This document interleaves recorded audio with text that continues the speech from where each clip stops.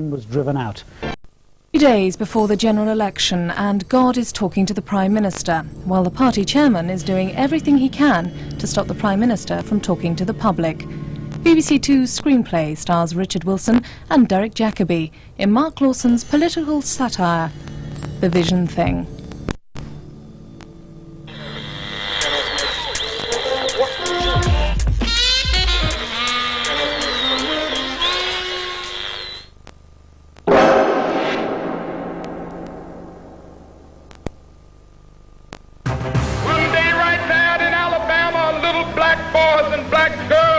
Will be able to join hands with little white boys and white girls as sisters and brothers. I have a dream today. Ask not what your country can do for you. Ask what you can do for your country.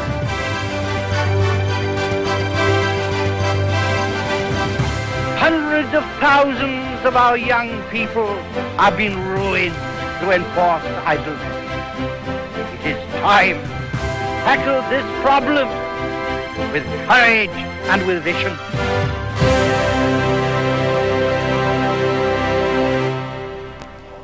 This story will not appear in my memoirs. It started 10 years ago in Edinburgh, 3 days before the election. An uncle, a tutor, and my father's clever friendships had secured me a position as press spokesman for the Conservative Prime Minister, James IV. Your speech, Prime Minister? This summer job was part of my plan to put on some establishment weight before my assault on the Commons. My boss was the party chairman, George Salisbury, a semi-toff with a streak of vulgarity priceless in the 1980s campaign. Let's hope he finds their clitoris tonight, eh, Shusha? Yes, Chairman. I want to leave you with a picture of something thick and wooden. And I'm not talking about the leader of the opposition. I mean a tree. A big, high tree. And at the top, there's a huge, juicy apple. Not a red one. The red one's got a worm in it. The maggot of socialism. A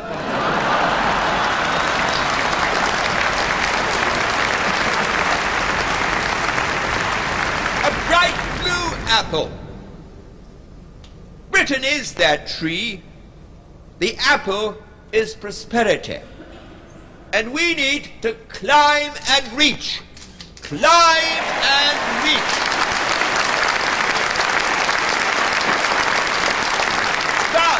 But the opposition and its tree-like leader talks about safety nets.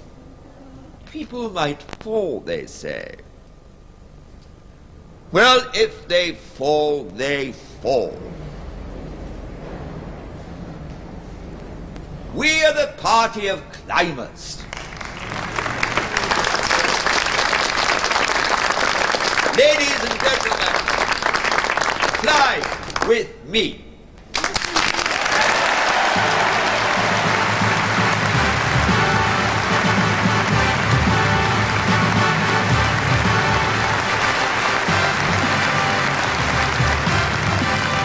The job of press spokesman had recently been renamed by the Americans as Spin Doctor. Knock them dead, Prime Minister. Apple stubborn like a cracker, George. Prime Minister, you know Dick Norton, of course. Hello, Dick. No papers made happy reading during the campaign so far. I'm flattered that you think so. I've had them fax me tomorrow's front page. With a lot of them, though, you didn't have to do much spinning. The main job was to ensure the press took the message they were meant to. I spun, they embroidered. Climb apple trees when he was a boy, Mike. I believe so, yes. In other people's orchards. Oh, trust the Guardian. No, there's no scrumping angle. Mike, that joke about the wets, was that his own, Mike? Next morning, as on all days of the campaign, Salisbury called us together just after dawn. Miss Ellison, the polls. 5-point lead, Gallup Telegraph, NOP Mail. 4 points, Maury Guardian, NOP The Mirror, Gallup Express. However, there's a strong rumour that Maury Times tonight will show a Labour lead. Oh, I think I can explain that. A little bit of gossip that I planted myself as a gift to my friends in the city. So, even a cool observer might conclude that we are on our way. Has this information penetrated through to those blockheads of the press, Mr. Fisher? Chairman, the apple tree image has been widely picked up. The fruits of victory, top of the tree.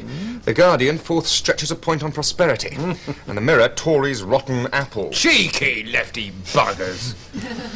Right, ladies and gentlemen, big event today is the PM speech in Birmingham. It's the defining speech of the campaign. The vision thing, as an American friend of ours once put it. Its theme may best be summarised onto new, of course, as earn or burn. Can Britain afford its welfare debt? Good. Good, it's all looking very promising, Fisher. If the other two parties remain where they are in the polls, there should be absolutely no need for those two young ladies in Brighton and Leeds to have cameramen trampling their daffodils. Frankly, barring divine intervention or something similar, James Fort looks set for a third election win. OK, press conference 08:30 p.m. presiding. I want you on the press bus throughout the tour of the West Midlands Marginals. Big event is a brick factory. Message, rebuilding Britain. Secondary message, the factory has no unions. What time are you thinking of releasing the Birmingham speech to the press? I thought an hour before. Oh, excellent, yes. Just enough time for them to think they've read it closely. Sorry. Chairman? What? He can't just not turn up. He's an elder statesman, Beryl, not an American tennis player. Yes, all right, yes, I'm coming round. Sorry, Fisher. I'll see you just before the press conference. Is everything all right, Shannon? Do you know, I should think if you were a pigeon breeder, there must come a moment when you think the bird is eating out of your hand, and suddenly it shits in your eye. One of the ways Salisbury kept you guessing was with metaphors.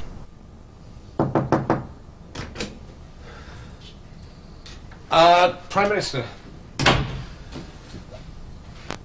Ah, you had trouble sleeping.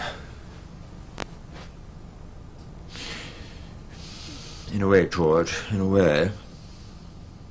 I was about to go to sleep when someone spoke to me. Oh, well, I'll have a word with the switchboard. Not on that telephone, George, not on the telephone. Oh, come on, Jim. Let's be sensible. You can't do a press conference like that. Why don't you nip upstairs to the flat, have a shit shower and shave, and I'll go and root out today's suit. I'm not going to the press conference, George. You approved of the schedule yourself, Prime Minister. That was before, George. A 5-point lead in the polls can still be very liquid. I remember You're last time. not understanding me. On that we are agreed. I have to rewrite tonight's speech. I've been scribbling away for hours, but... Prime Minister, you are a modern politician. Writing speeches isn't something you do yourself with a pen. But how can this be written by another, for they have not heard what I have heard? You're beginning to sound like Charlton Heston in the Ten Commandments. You're cynical, George, and that was good. That was useful in the time before. I forgive you for it, but it's of no use to me now. Jim, I thought we got you off the halcyon. No, someone spoke to me last night, George, said we were completely on the wrong track, that we got it all wrong. I looked at the speech again after that, and he was right, George. I think I might have made the point before, Prime Minister, that these peripatetic economic advisers... It wasn't an economist, George. It wasn't even a politician. It was someone above that, George. Oh, well, if you've been talking to the Duke of Edinburgh...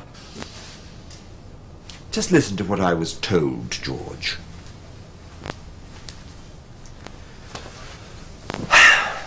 That every person of this world matters equally.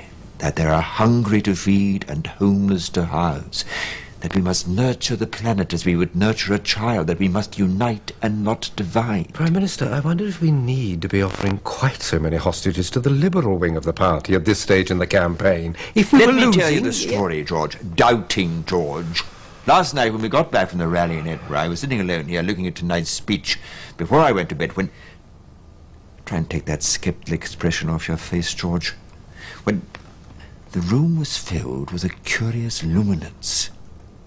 I can't convince you that it was I'm just... convinced of only one thing, George, that in the stillness of midnight, in the silence of this room, God spoke to me. And now we go over live to the regular morning press conference, which is about to begin. Good morning, ladies and gentlemen. Welcome to day 18 of the campaign. 2 days to victory. I'm sorry to disappoint you, but the Prime Minister won't be with us this morning. The big media interview has had to be suddenly rescheduled. Chairman, what's all this about an interview? I didn't arrange it. It was a lie. And we're going to have to get used to those. Sit down, Fisher. Oh. Listen, Michael, I'm going to take you into my confidence. We've got a problem with the Prime Minister. Something which, well, if it got out, I think Mr. and Mrs. Voter might regard it as a perversion of the natural order more extreme than even our opponent's policies. Oh, I see. Oh, Lord, is he seeing a woman he shouldn't be? Oh, Fisher, if only it were as simple as that. Oh, no, it's not a man, is it? You're getting warmer. Oh, boys! He hasn't. Well, what about your little black book? Deterrence, no first use. If you don't fire your rent boys, we'll keep our married women in their silos. It's... No. Your reasoning is sweet, and we will need it. But though you're right, the Prime Minister is seeing someone he shouldn't be, I don't think the person involved will accept shut-up money. No, Fisher, the fact is the Prime Minister is seeing God. And by most rational and optical standards, he shouldn't be. God? Yes. Christ. Precisely. Although I don't think he's actually had the double whammy yet. Oh, you see, if only this were America! A direct endorsement from above, worth 20 points in the polls. Which paper's got it? Oh, it hasn't leaked, thank Jesus. At the moment, apart from the PM himself, it's between you, me, and the wall he talks to. Our job is to see that it stays that way for the next 2 days. I mean, perhaps we can't. Maybe he'll blow it himself this afternoon, offering to feed the poor of Birmingham with the leftover sandwiches from the press bus. Or the day after, abandon his Mersey Ferry photo opportunity and try to walk from Liverpool to Wallasey. But if he doesn't, if it's only the speech that's affected, we may just explain it away. You want me to go out there every day and fool them? Oh, God, 2 days! Some of the brightest political journalists in Britain. That is one way of looking at it, but never forget, Fisher, how much they want so many of them to be fooled. They're not there to catch you out, they're there to catch what you throw them. I don't know if I can. Listen, Fisher, all I know is that 2 days away from returning us to another 5 years of government, our leader has suddenly and inconveniently become the host of a celestial phone-in, as a result of which I am about to launch the biggest damage limitation exercise since Noah's Ark! I would like you on board. Are you with me? I'm not sure I can. Fisher, when you were an infant, my first wife and I visited your parents in the country. You were just a few months old. I remember throwing you up and down. Children are supposed to enjoy that sort of thing. And I had this incredible feeling of power. Call it reprehensible, call it a busman's holiday, but that's what I thought. The power to protect you. Or the power to destroy. I wonder why that thought suddenly came back to me just now.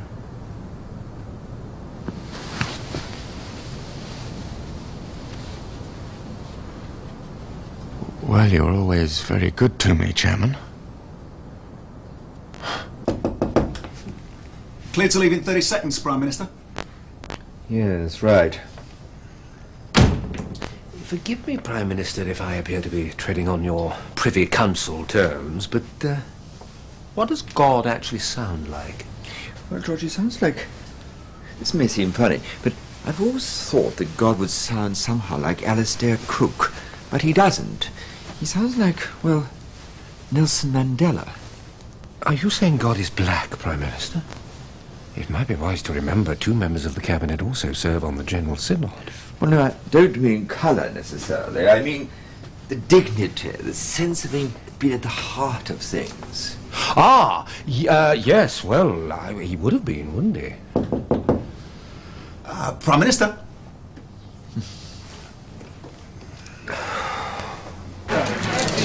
So now advance chance text at all tonight, ladies and gentlemen. Well, we thought you were getting a bit spoon-fed. We wanted to test out your shorthand again. But is it true that there's no text because of a row about what the speech is about? No, why would there be a row when we're this far ahead in the polls? This is supposed to be the...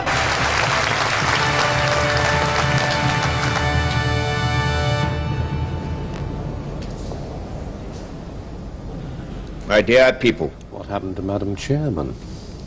A Prime Minister hears many voices. Oh, jeez. Oh, no. Alone in his study, those voices jostle for contention. Do this, do that, they seem to say. But in the end, he can listen to only one voice. Close your eyes and think of Jesus, Fisher. And that is the voice of truth. Thank God for English euphemism. Tonight, I want to tell you about my vision. Oh, bugger. Oh, shit. For I have seen very clearly what it is that must be done. Last night, from a very great height, I looked down upon these islands of Great Britain. Never mentioned meditation. The campaign plane. There will be a place for you in my kingdom, for sure. I saw the pockets of lights from all the houses like stars lying on the ground. And I knew that each of those lights matters equally. A bit American, but explainable. And as I work to carry out this sacred trust, I will have the comfort of knowing this, that I am not alone. Someone been talking to him, mate. What do you mean, Steve? I mean, the Liberal wing of the party could have written that speech. You talk about wings, we talk about a broad church party. What's all this stuff about looking down upon this island from a great height? Been levitating, has he? I hope you got better jokes than that for your column, Faye. We flew back from Edinburgh last night. What's this I am not alone thing? To Billy Graham. Oh, come on, he means he and the people of Great Britain together. Well, ladies and gentlemen, tomorrow Britain goes to the polls. With what message does the great British press send us into battle? Mr. Fisher. Oh. Birmingham seems to have gone down well. The heavies, fourth victory close, reaches out to moderates. PM gives one national message. The tabloids, my vision, that's in 3 of them. My vision, my vision. One of the sketch writers refers to the PM as Lucum Passionara. It's a Spanish Civil War reference. Yes, I think we might have got that. What about the leader columns? Yes, pretty good. Most of them agree that attempting to spread the vote base at this stage of the campaign is the sign of the Prime Minister's political astuteness, though the Liberal press say it's cynicism. I think we'll live. Miss Anderson, the polls. We're holding on. We are holding on. I visited Downing Street this morning to see what celestial telegrams had arrived in the overnight bag. Apparently, the Almighty gave Birmingham his nod. You look dreadful, Fisher. I haven't slept all night. Oh, my God! The angels haven't put you on the Christmas card list, too, have they? Look, it isn't right. We are deliberately selling damaged goods. Oh, my dear Fisher, what else do you imagine an election campaign is? I mean, where do you think I'd be now if I'd gone round pointing out to the electorate the faults of every candidate? Dear Mr. and Mrs. Voter, ring this number. Ask if his wife knows where he is. Dear Mr. and Mrs. Voter, this is what he said about the recession 8 years ago. Oh, I'd be a laughing stock. But this time we are helping a certifiable lunatic into power. A first in all democracies, you think? You can't just be cynical about everything. No? Now, listen, Fisher, I want to make something absolutely clear. You might think that I would be angry if you were to choose to whisper into a Grub Street ear that our Prime Minister, a mere day away from delivering 5 more years of privilege and influence to those close to him, is, one might say, 12 runs short of avoiding the follow-on. You might fear that I would cut you at my club, arrange with my friends in the public prints to have you pilloried. Do not fear, Fisher. I would not be angry. I would admire you. Really, Joe? Well, one can think of so many young men in our party who would have kept their trap shut in exchange for the petty consolations of high office. for the guaranteed patronage of a very senior politician, for the prizes which would almost inevitably follow from the exercise of party loyalty at a time when the very way of life of millions of men and women in this country was under threat. But you, Fisher, you would have had the strength to turn your back on all of that. You would have had the courage to put a wholly abstract gain for this nation before a wholly concrete benefit to yourself. How could I not admire you? I think I might have been wrong, Chairman. I admire a man who can admit his mistakes. One day, Fisher. One day.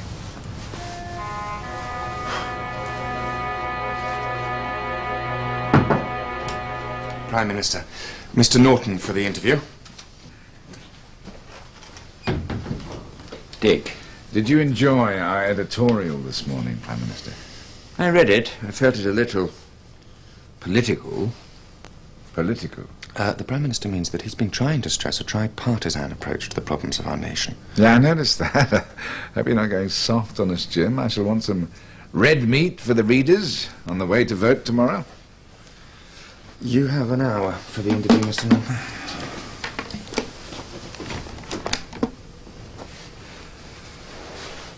Prime Minister, would you agree that the campaign has shown up the opposition to be bankrupt of ideas, dangerous on defence, empty on the economy, and a suicidal gamble for any sensible voter? No. I think that's far too harsh, Dick. See, a farm has many workers, all allocated different tasks. So, George, what are we going to do? We are going to win, Dick. Funny joke. Admit it, he's gone. He's no longer, to coin a phrase, one of us. How much have you guessed? He's taken on a freelance speechwriter, a fairly famous one. Indeed. Dick, I should have more allowed for the observational gifts of journalists. Now, please appreciate whatever I did in the way of deceit I did for my party and for my country. Yeah, but go on, you shoppers, you deserve it. It's your scoop, isn't that the terminology? Come off it, George. You don't think we're going to print it, do you? It seems conceivable that you might. There might be distinct public interest in the possibility of a victory speech from the steps of Number 10 claiming the speaker is Napoleon and the moon a piece of cheese. You're too cynical, George. Don't you know there's an election on? Midterm, if we felt, for example, that the PM was selling us lock, stock and barrel to the frogs against the advice of our leader Collins, we might regard his departure as being in the national interest, but not in wartime. You and your boys, George, are in the trenches, fighting Johnny Lefty for the future of civilized tax returns as we know them. I think in the circumstances it is still possible that myself and my proprietor might be persuaded that an insane member of your party is better than a supposedly rational member of the other. I think perhaps you meant that I was not being cynical enough. I'm not saying we're giving you carte blanche, George. I think I'd still need to know that this will be a case of temporary insanity. Oh, I see. You want to know how long he may be mad. No. I think I'm asking how long he'd be Prime Minister. That may be somewhat easier. The Prime Minister will return to his constituency this afternoon. He is not expected to make any further public statements. This close to what looks like certain victory, his handlers are reluctant to risk a slip-up. Safety first for a third victory. They've got it! In fact, they almost certainly haven't. Sit down, Fisher. Tell me slowly what's happened. Steve Dobbs came up to me and told me that they have a story that Forth has been treated for mental illness. Oh, that old chestnut!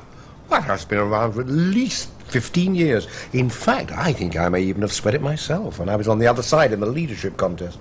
But is it true? My dear Fisher, what possible merit can there be in knowing the answer to that question? Does the defense lawyer ever ask his client, did you do it? No, the point is to get him off. A successful campaign is like a murder defense. You're so calm. Oh, I sleep well at night, Fisher. Yeah, but look, even if we get away with it until tomorrow, we can't go on like this every day for a 5-year term, wondering who's guessed. You're a sharp boy, Fisher. You're absolutely right. No, it can't go on. Explaining to the herring industry why their annual catch must be restricted to 5 fishes. Oh, no. Prime Minister will have to leave office after a reasonable period, I realise that. Well, and how do you make him go? Oh, he'll be told. It's just a question of finding the right tone of voice. James. James. James.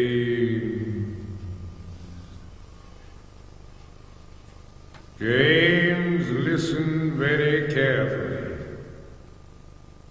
You have done the state good service, and I am pleased with you.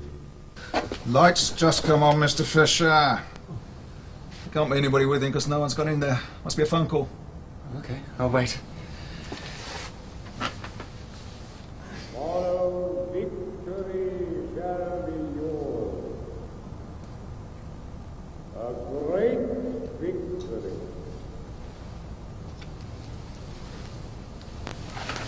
But there is a time for politics, and a time for putting aside politics.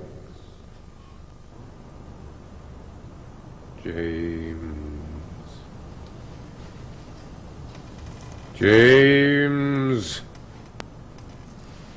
are you listening? I hope we're not trying to hear any state secrets, Mr. Fisher. No, of course not. Okay. You can go in, sir. Oh, thank you. Prime Minister, I just came to discuss the press arrangements for the Count tomorrow night. Oh, yes. And also to say that it seems to be going terribly well. It looks as if we're going to win. Yes, I was told.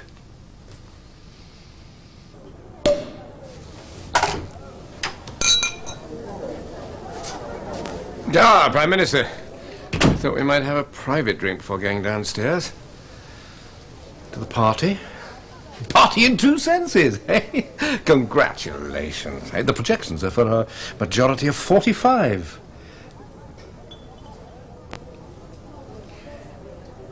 The voices came again, George. Oh, really? This time, it was two of them.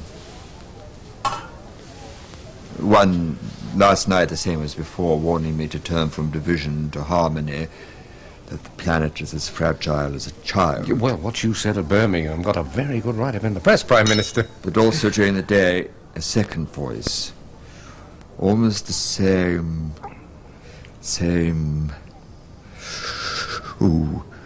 tremor of authority, but somehow more specific. This voice gave me not warnings but orders.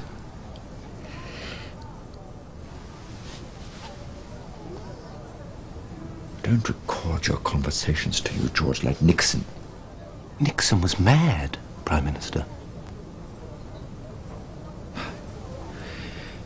Because I'm going to tell you a secret. I shall serve as Prime Minister for only 100 days. After that, I shall devote myself to a cause beyond politics. There will, of course, be a leadership contest, but I shall endorse you as my successor at the party conference. The burden of following you, Prime Minister, is something with which I will struggle daily. You always were an oily bugger, George. Oh, I should also say that with my orders came a caution. Although many will, I hope, know of the consequences of the voices I heard.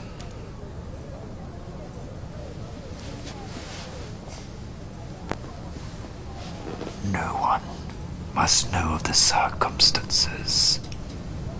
I think you can rely on my discretion, Prime Minister.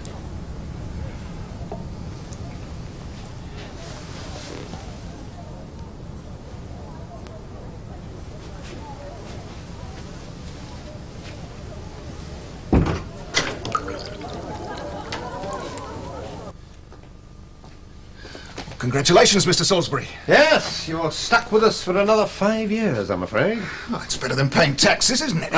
Actually, I left something in the study earlier. I wonder if I might just pop in. Well, if we can't trust you, who can we trust?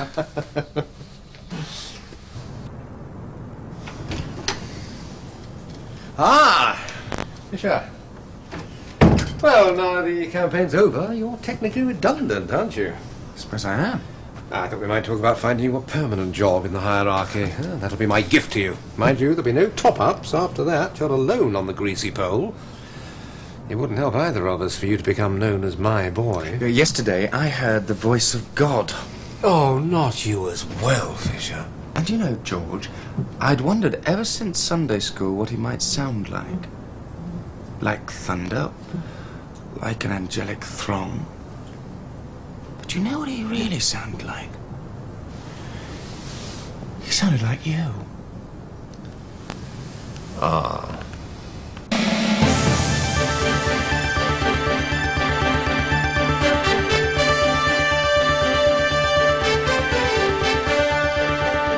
In some tribes, the boy becomes a man by getting blood on his spear. The Tory party's rites of passage are more mystical, but I passed them all. From virgin boy to party man in 10 years flat. Darling, says in the paper you're going to be the new Foreign Secretary in the reshuffle. FO by 40, PM by 45. The drunk that writes this column says. Says the Prime Minister holds Michael Fisher in a special regard. Yes, well, I know where the bodies are buried. What? Isn't that the expression? Be good. Daddy's got to go to run the country. Or anyway, it's agriculture and fisheries. For the time being. For the time being. We're met at 11. Coffee and then your speech. It's been indicated that if you were to say something upbeat about salmon, that might be well received. Well, I'm very much a salmon man. Maddie's been weaning me and the children off the meat. Just remember, Minister, you're addressing the Beef Federation on Thursday. A fish as diet variety rather than as Sunday roast and au jour might be the safer line. Unless the reshuffle brings me something meatier, and I can leave the farmer's grouses to my successor. Indeed, Minister. I truly believe, even now, that I am not Faust. I did not seek it all at once. I was happy to be rewarded in installments. Let me reiterate, then, that I am strongly committed to fish. Prime Minister Salisbury and myself and my very strong team at Agriculture and Fisheries are determined to develop a lean, fit fishing industry for the next millennium. And let me conclude by saying this, and I hope you're hearing me loud and clear. There will always be a place for you in Britain.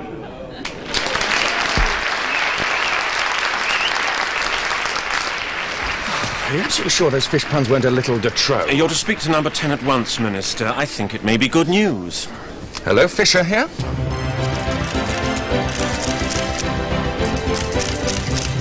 What's the secret of your success, Foreign Secretary?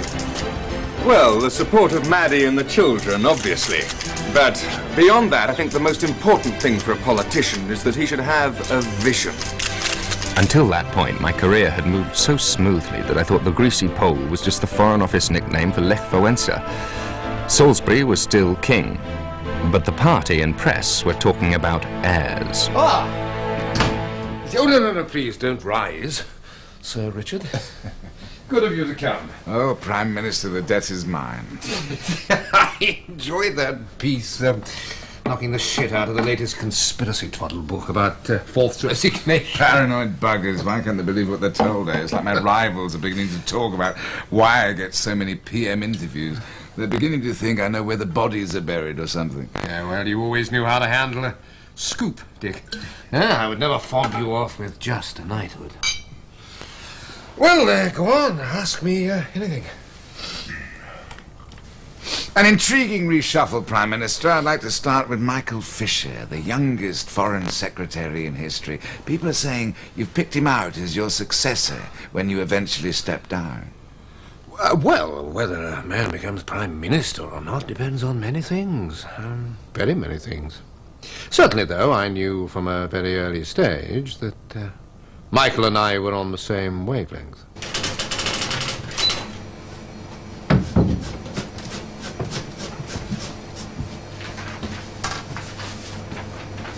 Good snitching? Earlier, it's gone quiet. Sleeping it off, I suppose. Oh, you just had splashing. Either one of them's gone for a piss or a glass of water. Him pissing, I'd say. Unless she's a noisy drinker. Spicy night then? Earlier? Ish. Parental guidance, not over 18s. I'll tell you something, they watched old Gormless George's broadcast first. Jesus. Turn them on or what? Listen, you're stealing his lines. So, television in background, believe PM's broadcast, TV switched off. Woman, I think we'll turn him off. Man, yeah, and concentrate on turning me on. Woman, I'd like to press the minister on this. Laughter, sounds of excitement. Woman, oh, yeah. Yeah.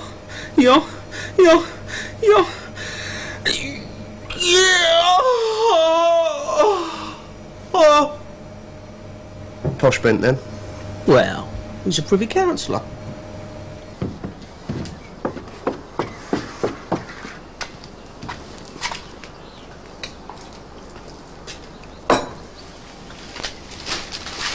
Well, I was right out of it last night. What time did you come back? Just after midnight. Then I did boxes. You were snoring like a rhinoceros when I came out. What a charming comparison, darling. Just an expression, old thing. Look, I'm afraid tonight's even crazier. We've got this banquet with assorted finance ministers from Bongo Land and then breakfast with the Bundesbank. Be less trouble for everyone if I sleep over Cadogan Gardens, I think. Oh, darling. I mean, I just don't want to bang everyone up. As it were.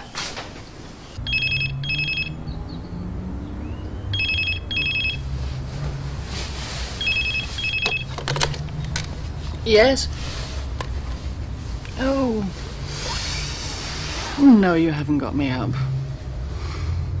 Well, yes, all right. No, but I've got to be at the shop by 9. Me too. It was great. I'm still sticky all over. Not just the baby oil. Oh, I couldn't concentrate on my boxes when I got in. I kept thinking of... I don't know, I've probably given the Falklands back to the Argies or flogged the Elgin Marbles. Hello? Hello? Hello? Oh, sorry, the thing just went off. Yeah, I know the reception's not very good, but I just don't trust these Foreign Office phones. Go on. Say something filthy. I like the idea of you talking dirty to me in the Foreign Office. Lord Palmerston's ghost blanching. I'd like to invade your small island. I'd like to do to you what we've done to the people of Hong Kong. And me? I'd like to tickle you all over with a paintbrush. A paintbrush? Ah, Michael. George. Right, Washington trip. The President is kindly allowing us to be photographed with him outside the White House, thereby perpetuating the deception that our special relationship is something other than a cultural and military gangbang with ourselves beneath and kicking. The media climax is going to be something called, so I'm informed, a beach clam bake at the President's Florida retreat. Yes, Maddie's very much looking forward to that. How is Maddie? Smashing. I suppose you don't see Maddie as much as you might. Mea culpa, I'm afraid.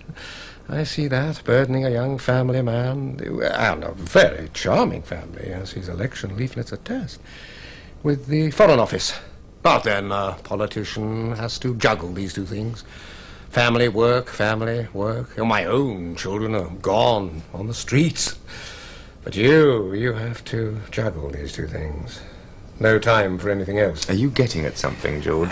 I heard something. Oh, a whisper, a murmur, an echo. With the recession, Michael, the prospective enjoining of our nation to the perfidious French and so on, the press are on our necks, which means a cabinet of clean noses and such like appendages. I hope you know that, Michael. Well, I'm a straight arrow that way, George.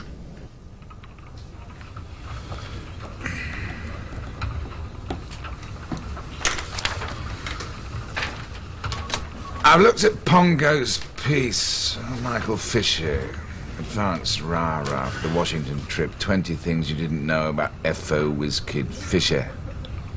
Too soft, Don. Number 9, Fisher likes to relax at the opera. No, he doesn't.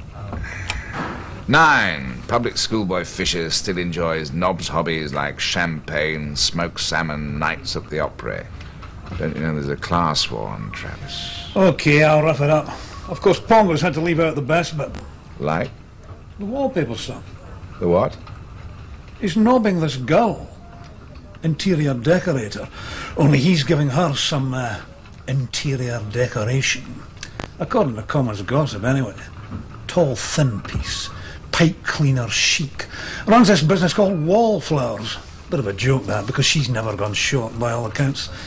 She did Fisher's house, parts of the F.O. as well. Government work for private contacts. I can feel a public interest defence coming on. Can we prove he's shagging here? No, that's why Pongo's had to leave it out. They're very careful. Even so, I think we can let him know we know. So, what's it to be tonight, old girl? Not just straight sex, I think. We've had a lot of that. Well, so I'll take your point. You choose. Well, old Bobby Thomas across the valley is offering a newspaper editor in the call girl. Although he says the male part lacks charm. And it's £100 deposit per night. No. Robson at the golf club says the bishop and the rent boy makes good listening. Why do you never come up trumps with something like that, Bunty? Common or garden adultery seems your limit. I do have a very basic scanner.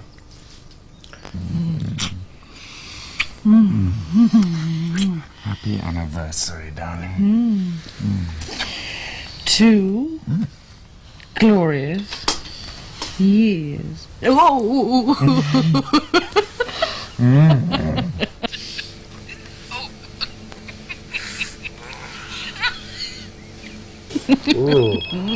Oh, don't stop. The machine will get it. This is Isabel. Call me at Wallflowers or leave a message here after the bleep.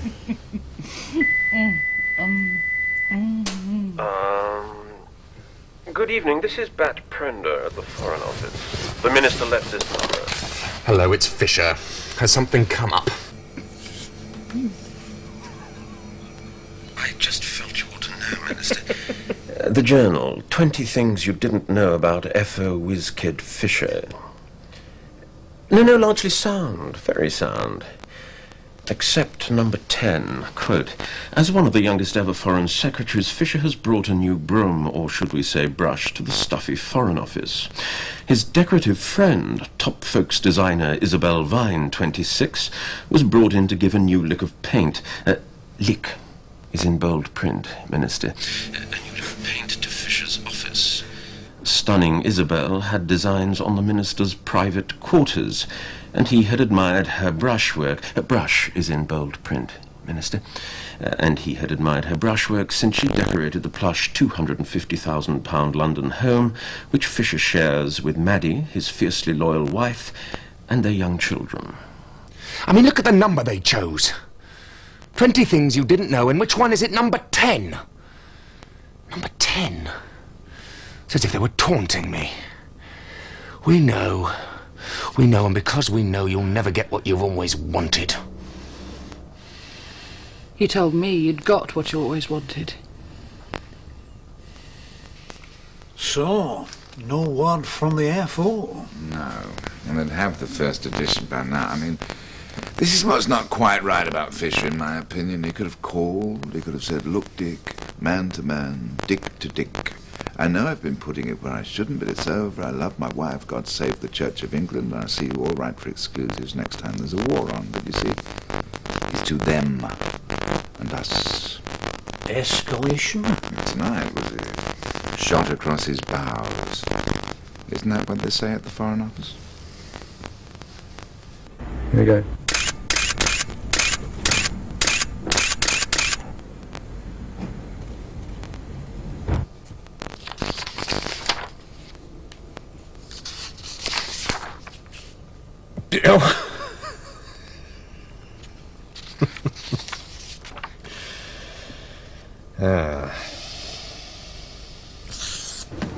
Good morning, sir. Morning. I'm not sure exactly what it is I'm looking for. Just a general inquiry. What I want to know is, could you take off for me what I've got on and put something else on instead? Wallpaper, sir. What else? I'm not so hot on the technical terms, but I think I'm talking about stripping, aren't I? Yes, sir. Good.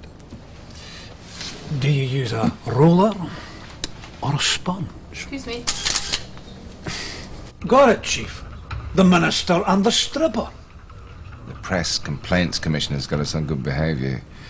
Light bulb, stripper in inverted commas, subhead, sexy Isabel drove him up the wall, inside page head, her brushwork turned top people on, across 2 pages, profile and pics, getting them done now, Miss Isabel Vine. Squeezing his grapes? This is a family paper. Get on to whoever kitted out this shit heap. Find out what a form is on the decorating circuit. Get up library pictures. Rice Davies, Keeler, Jennifer with the J, Jennifer with the G, backgrounder on politicians who risk it all for tit. Get Pongo onto it. Out of it. Got to talk to a man about a dog.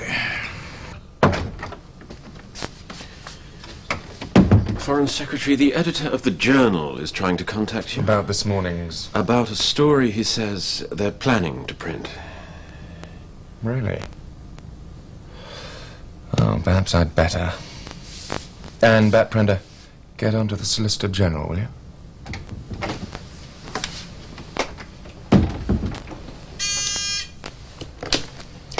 Dick!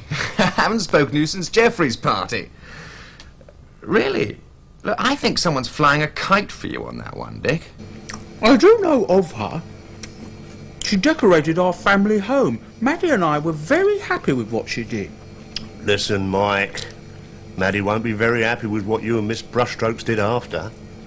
Look, I'll try to make it easier for you. Well, I'd appreciate it if I needed help. Look. Dick. It's not surprising that someone who has risen, as I have risen... Muffled background laughter. Who has risen as I have risen should have enemies. What is surprising is that you should give credence to their spiteful inventions. That right, Mike? We got pictures. Extended silence. No mechanical failure.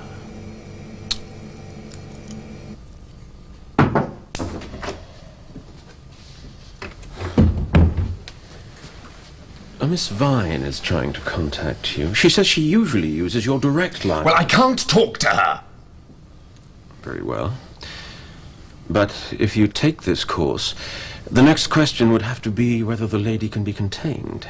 2 days ago, you told me there was nothing. Yes, well, it was nothing, George. A fling. Our old friend, the midlife crisis. Oh. Regrettable, I know, but I was already taking steps to end the affair. The delay was because I feared for Miss Vine's mental stability. A precipitate ending I felt right. I see. And yet you told Dick Norton there'd never been less than a roll of Sandersons between you. To say more would have been to expose Miss Vine. Her condition, as I've already mentioned, less than robust to the attentions of the press. Ah. Do you remember the summer of our last leader's indisposition? I had to teach you how to lie. Teacher, behold thy pupil. You know I can ask for your resignation for this. Yes, Prime Minister. But I'd hoped, because of the experiences we'd shared, you might think there was a case for my staying on. Oh, well put, Fisher. I obviously gave you a course in Tory euphemism as well. Yeah, all right, we'll try it. Statement of regret. Tuppenny fuck, mortified with remorse, my wife stands by me. You can keep Maddie on board. Oh, yes. Do you know, at my selection meeting, the chairman said to me, "You have there the perfect Conservative candidate's wife." And he was right. Downing Street for you. Yeah, okay. The Prime Minister for you, Sir Richard. Dick, I enjoyed the manifesto this morning. I see you in retirement, making speeches on economic policy from the upper chamber. Look, Dick, the Foreign Secretary's been a bit of a silly boy. I'd like to talk to you about how he presents his repentance to the great British public. We want an exclusive interview with Mrs. Fisher, minimum.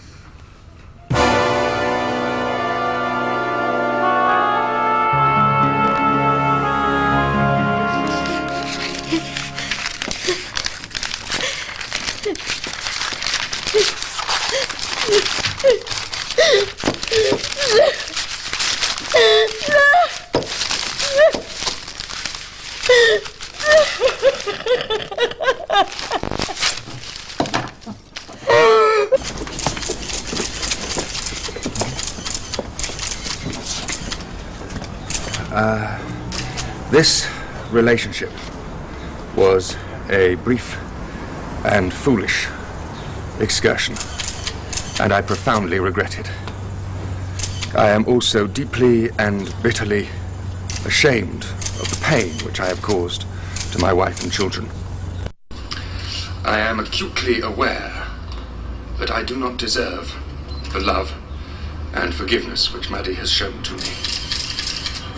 I am, however, profoundly grateful for it, and can only hope now to repay some of my debt in love. Well, of course, one was angry. One was shocked. But I think the women who read your paper, Mr. Travis, will understand that it would be very easy on these occasions to look at one's marriage and say that it was half empty. But I prefer to see it as half full. The story we ought to be doing is the factory when they make them, if only we could find it. The production line with them all coming off.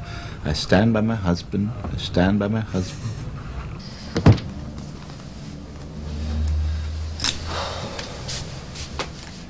I think we've got our finger in the dike, Foreign Secretary.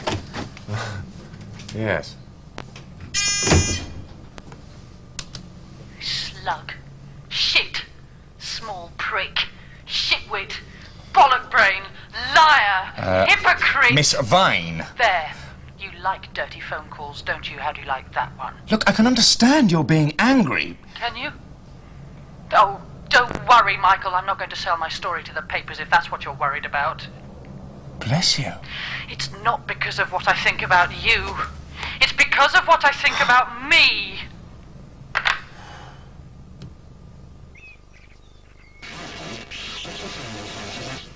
Go on, say something filthy. But I like the idea of you talking dirty to me on the telephone in the Foreign Office. Lord Palmerston's ghost blanching. I'd like to invade your small island. The Foreign Secretary, Michael Fisher, appears to be succeeding in his attempt to survive a sexual scandal. There is strong backbench support for the minister, and the Prime Minister's office reiterated today that he gave Mr. Fisher his full support.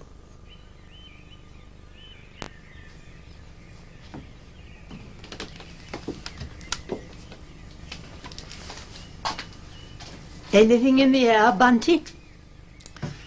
You know those people on beaches with their metal detectors, buzzing along the sand?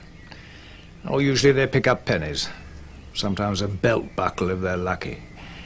But just once in a while, you read in the papers about one of them who's dug up something Roman.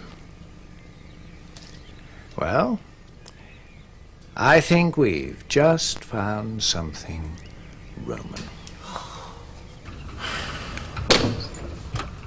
This is all I need. My first big Poles and Doles story. It turns out the tart's some kind of Pollyanna.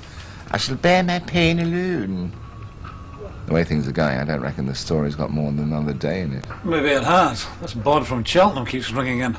Says he's got a tape of Fisher and the sweet painting lady at it, hammer and tong. At it? Love talk. Phone call. Thank you, Jesus. Wait a minute, Cheltenham. GCHQ, this is a call from the funny people. No. He's a retired building society manager. Lost money in Lloyd's. What he wants for the tape is the price of a double hip replacement for his wife. 2 hips, what are we talking about? 17.5 grand. If we had another half for Lucozade and flowers... 18 grand for plastic hips, it's scandalous. Light bulb. It's time we did a big journal campaign for cheaper healthcare. With respect, Chief, there is, or was, the National Health Service. We, campaign for its dismantling. All right, smart ass, but there's a recession on. Narcs has got to realise I'm doing checkbook journalism on an overdrive. I sense the hips are his asking price. OK. 2 grand up front until we've heard the tape. For God's sake! I mean, a Prime Minister expects a certain amount of rain on his parade, but to run a thing like this, we're talking hurricanes! No, we're not. We're talking water cannons, deliberate rain. Neat metaphor. I'll offer you a column if you leave office suddenly. I will not be leaving office, Dick. It's you who might be getting your marching orders. If I were to telephone your proprietor, call in a favour or two. Oh, yes, what favour? The favour of his papers putting you in power? Helping, Dick, helping. The messenger can only be as strong as the message. You believe that? Try doing it again with a balanced press. Oh, come on. Your proprietor's back bears the bigger scratches. I mean, what about the legislation? Permitting him to expand his interest into television. What about tax breaks for the super rich? You talk about a balanced press, Dick. I do believe the time has come for a fairer press. It's only right to tell you the government is seriously considering privacy legislation. I mean... Privacy? I hope you're going to guarantee us some privacy from you lot, with your leaks about your rivals, your off-the-record briefings and your own ambitions, and what you really meant as opposed to what you said. And look at this. From my paper, 1 year ago. Women's page puff on the home life of the dishy young Foreign Secretary. His cute kids, fragrant wife, Maddie, 36, wishing she saw more of him, but understanding the pressures of his job. We were running this PR guff on him while he was knobbing Miss Brushstroke. Oh, no. The relationship was much more recent. The original facts, as he presented them to you, were essentially correct. And this is the point, that we do not live in Victorian times. I did not appoint Michael Fisher's libido to my cabinet, but his brain. You would give us eunuchs as leaders, Dick. That isn't the point, George. The point is lying. To you, his wife, the voters. This was no quick fling. On our tape, they're about to celebrate their 2nd anniversary. This is a family paper. We won't be able to print it all. Suffice to say, the celebrations involve a paintbrush. Sable or bristle? Things are going badly, George. The country is in a mess. The people want a head in the basket. When's he going to resign?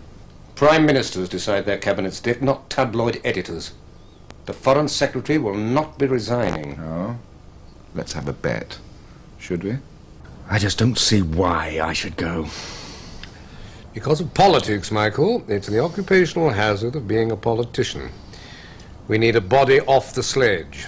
You're nearest the edge, and the dogs like your scent. Well, don't forget, I know where the bodies are buried.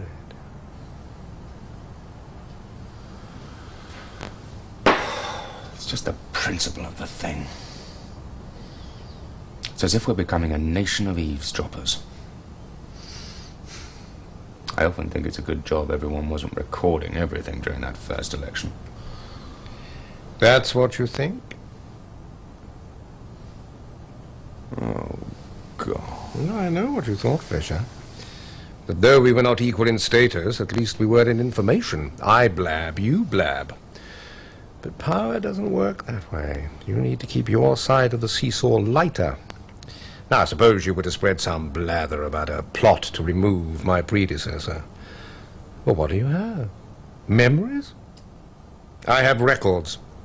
Tapes, documents, expenses, claims. Judiciously released, they could prove whatever I wish to prove about you. And fourth, won't talk, can't talk. One hesitates to refer to a mishap of the anesthetic during a routine operation as a stroke of luck. But his was for me. If, however, you were to go quietly, keep your head down. There have been comebacks. Of course, you could never now be Prime Minister. But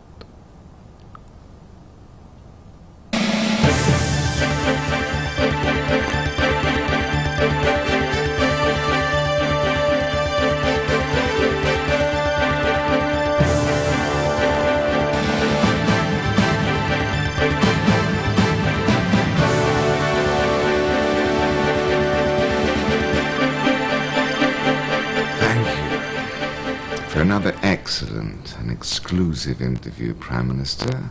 I think our editorial might conclude that the government is back on course. Well, I'm not as in love with you as I was, Dick. As I predicted, your illegal bugging of a senior politician has persuaded many of my colleagues that the time has come for privacy legislation. We didn't bug anyone, George. It was picked up off the airwaves. No, I'm not sure I really believe in this building society chap. All my information says he couldn't have done it. Not with the kit he's got.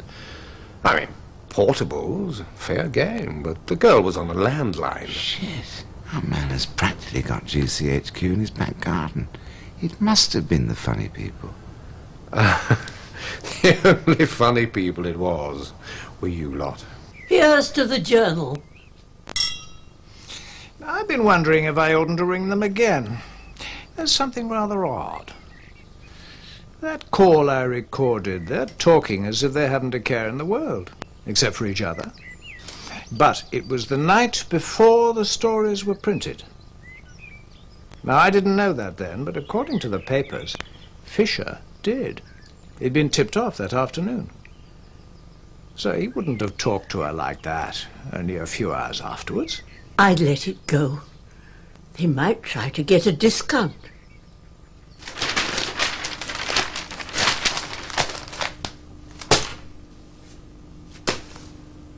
Oh.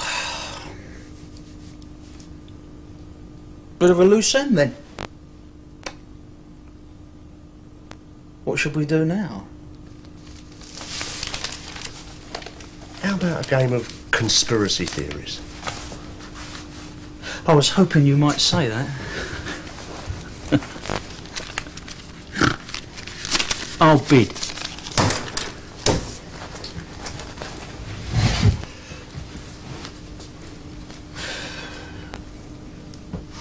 All offices thrive on gossip. Those in the security services merely have regular access to a higher kind. The electronic surveillance, which they keep up as a matter of routine, they must after all know the whereabouts of those people it is their duty to protect. Leads to a private trade-off in tapes of the great and famous getting their ends away. In the way of gossip, one of these leaked out into the real world. No. That doesn't account for how the information got out. Trump here. A rogue element within MI5 mischievously rebroadcast one of these tapes for it to be picked up by an amateur hacker. It amused them to see how much trouble they could cause. Trump you. Aha. With authorization from above, an element within MI5 deliberately rebroadcast one of the tapes. Their intention was to destabilise the government.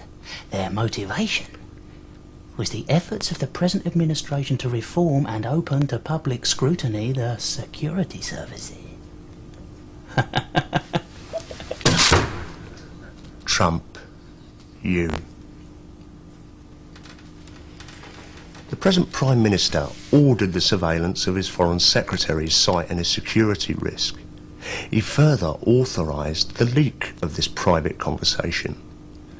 His wish was to remove from power a dangerously young and thrusting rival, throw a scrap to the slavering press, and simultaneously create a climate in which privacy legislation could be introduced, thus giving himself further protection against the emergence of his own secrets, sexual and otherwise.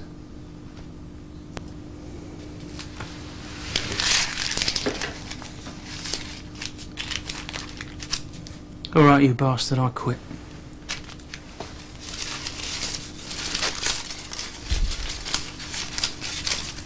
You don't believe that's what really happened, do you?